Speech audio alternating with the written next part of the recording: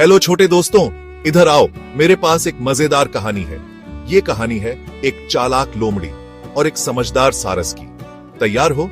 चलो शुरू करते हैं। एक समय की बात है, एक हरे भरे जंगल में एक बहुत ही चालाक लोमड़ी रहती थी। ये लोमड़ी इतनी होशियार थी कि अपनी बातों से किसी को भी फंसा सकती थी। वो मीठी मीठी बातें करके जानवरों से अपना काम निकलवा लेती थी, खासकर खाना।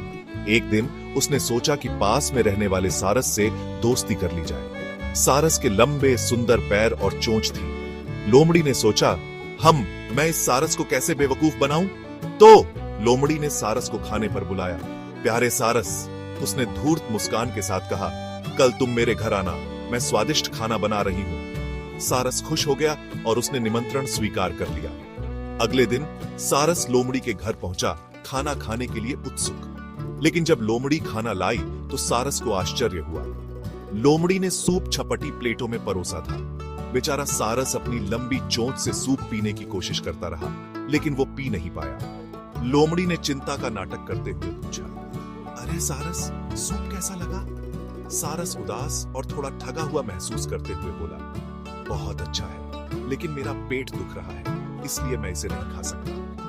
वो लोमड़ी का घर भूखा और निराश छोड़कर चला गया। लेकिन हमारी कहानी यही खत्म नहीं हुई। अगले दिन लोमड़ी खुद को बहुत चालाक समझते हुए बिना बुलाए सारस के घर चली गई। जब सारस ने लोमड़ी को अपने दरवाजे पर देखा तो उसने उसका गर्मजोशी से स्वागत किया। अंदर आओ प्यारी लोमड़ी, उसने कहा, मेरे पास तुम्हारे लिए एक खास तोहफा है। सारस स्वादिष्ट सूप से भरे 2 लंबे संकरे जार ले आया।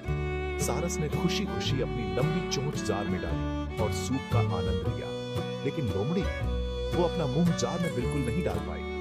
उसने बहुत कोशिश की, लेकिन कोई फायदा नहीं। सारस ने लोमड़ी की तरफ देखा और पूछा, सूप कैसा लगा प्यारी लोमड़ी? लोमड़ी को याद आया कि उसने पिछले दिन सारस के साथ कैसे चाल चली और उसे बहुत शर्म आई। उसने महसूस किया कि चालाक होने का मतलब दूसरों को धोखा देना नहीं। शर्मिंदा होकर वो जल्दी से सारस का घर छोड़कर चली। और इस तरह लोमड़ी ने एक बहुत ही महत्वपूर्ण सबक सीखा। क्या तुम जानते